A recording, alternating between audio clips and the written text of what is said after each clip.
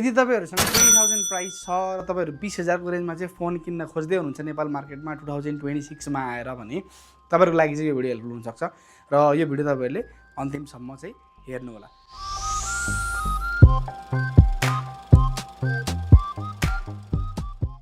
नमस्ते सबैलाई, मेरो नाम दिपेश, तपाईहरु हेर्दै हुनुहुन्छ टेक्निकल ब्रदर्स च्यानल। आजको हाम्रो भिडियो भनेको चाहिँ best phone under 20000 in Nepal हैन। नेपाल मार्केटमा चाहिँ 20000 को रेन्जमा आजको दिनमा कस्तो फोनहरु आउँछ र त्यो मध्येको चाहिँ हामीले बेस्ट पिक गरेर तपाईहरुलाई भन्न गइरहेको छौं। चारवटा मोडललाई हामीले पिक गरेको छौं र आउनु सुरु गरौँ। नम्बर 4 देखि म तपाईहरुलाई भन्न चाहे र नम्बर 4 मा चाहिँ मैले Redmi A7 Pro भन्ने मोडललाई सेलेक्ट गरेको छु। Redmi A7 Pro चाहिँ नेपाल मार्केटमा रिसेन्टली भर्खरै लन्च भएको मोडल पनि हो र यसमा चाहिँ हामीले नेपाल मार्केटमा दुईवटा भेरिएन्टमा पाउँछौँ, जुन चाहिँ 464 र 4128 र मैले सेलेक्ट गरेको छु 464 किनभने प्राइस चाहिँ 4128 को 20000 भन्दा माथि छ, त्यसले गर्दाखेरि चाहिँ मैले 464 लाई चाहिँ सेलेक्ट गरेको छु। 4GB RAM 64GB भेरिएन्ट रहेको छ र 18000 चाहिँ प्राइस रहेको छ। यो फोनको डिस्प्लेको कुरा गर्दा चाहिँ हामीले 6.9 इन्चको चाहिँ HD प्लस को डिस्प्ले पाउँछौँ, 120 हर्ट्ज को रिफ्रेश रेट पाउँछौँ हामीले यो फोनमा। चिपसेटको कुरा गर्नुपर्दा चाहिँ यसमा चाहिँ हामीले युनिसकको चाहिँ T7250 भन्ने चिपसेट पाउँछौँ, जुन चाहिँ 12 नैनोमिटरको चिपसेट रहेको छ र परफर्मेन्स वाइज पनि राम्रो छ यो फोन चाहिँ। यसमा चाहिँ हामीले 13 मेगापिक्सलको चाहिँ ब्याक क्यामेरा पाउँछौँ र फ्रन्टमा चाहिँ हामीले 8 मेगापिक्सलको चाहिँ फ्रन्ट क्यामेरा पाउँछौँ। साइड माउन्टेड फिंगरप्रिन्ट रहेको छ, एक्सेलेरोमिटर र प्रक्सिमिटी सेन्सर चाहिँ पाउँछौँ हामीले। जाइरो चाहिँ छैन यो फोनमा, अब यो गेमिङ फोन त होइन, लोअर बजेटको फोन हो हैन, त्यो कारणले गर्दा त्यस्तो एक्सपेक्टेसन चाहिँ नराख्नुस्, हाई एक्सपेक्टेसन चाहिँ।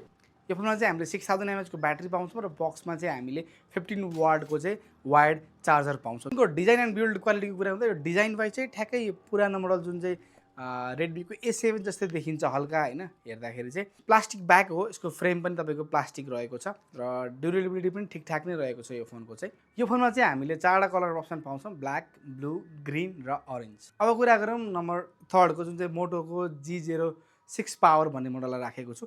मोटो G06 पावरको चाहिँ कुरा गर्नुपर्दा नेपाल मार्केटमा एउटै भेरिएन्टमा आउँछ। 4GB RAM 64GB भेरिएन्टको चाहिँ 19000 प्राइस रहेको छ। यो फोनमा चाहिँ हामीले 6.88 इन्चको चाहिँ IPS डिस्प्ले पाउँछौँ, जुन चाहिँ HD प्लस को रेजोल्युसनमा आउँछ र 120 हर्ट्ज को रिफ्रेश रेट पाउँछौँ। IP64 water and dust resistance पनि पाउँछौँ हामीले यो फोनमा, जुन चाहिँ युनिक सेलिङ पोइन्ट छ यो फोनको हैन। र फिंगरप्रिन्ट चाहिँ हामीले साइड माउन्टेड पाउँछौँ र यसमा चाहिँ हामीले 7000 mAh को चाहिँ ब्याट्री पाउँछौँ र 20 वाटको चाहिँ वायर्ड फास्ट चार्जर पाउँछौँ र यसमा चाहिँ हामीले Android 15 out of the box र यसको जुन मोटो UI रहेको छ। यसमा चाहिँ हामीले MediaTekको Helio G81 एक्सट्रिम भन्ने प्रोसेसर पाउँछौँ, जुन चाहिँ G81 कै अपग्रेड प्रोसेसर रहेको छ र यसमा चाहिँ 2,45,000 अराउन्डको चाहिँ हामीले एन्थुथो स्कोर पाउँछौँ र नर्मल्ली पर्फर्मेन्स वाइज पनि यो बजेटको लागि चाहिँ ठिकठाक नै रहेको छ।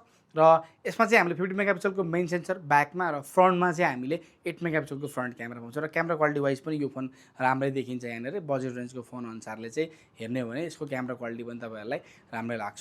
डिजाइन एन्ड बिल्ड क्वालिटीको कुरा गर्नुपर्दा चाहिँ हामीले ब्याकमा चाहिँ इको लेदर पाउँछौँ, फ्रेम हामीले प्लास्टिक पाउँछौँ र फ्रन्टमा चाहिँ हामीले कनिङको ग्लास 3 को प्रोटेक्सन पाउँछौँ, जसले गर्दाखेरि चाहिँ यो फोनलाई नर्मली ड्रपबाट पनि बचाउँछ र फोन चाहिँ बिल्ड क्वालिटी वाइज पनि राम्रो देखिन्छ यहाँनिर।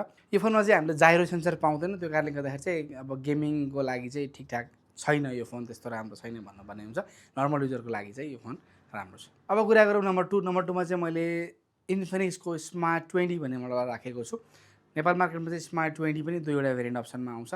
स्मार्ट 20 को 4GB RAM 128GB भेरिएन्ट, जसको चाहिँ प्राइस रहेको छ 20000, ट्याक्कै सेम प्राइसमा आउँछ। स्मार्ट 20 को कुरा गर्नुपर्दा चाहिँ 6.78 इन्चको चाहिँ HD प्लस को IPS डिस्प्ले पाउँछौँ, HD प्लस को रेजोल्युसन रहेको छ र यसमा चाहिँ हामीले 120 हर्ट्ज को रिफ्रेश रेट पनि पाउँछौँ। अपरेटिङ सिस्टमको कुरा गर्दा हामीले Android 16 out of the box पाउँछौँ, XOS 6 मा आउँछ।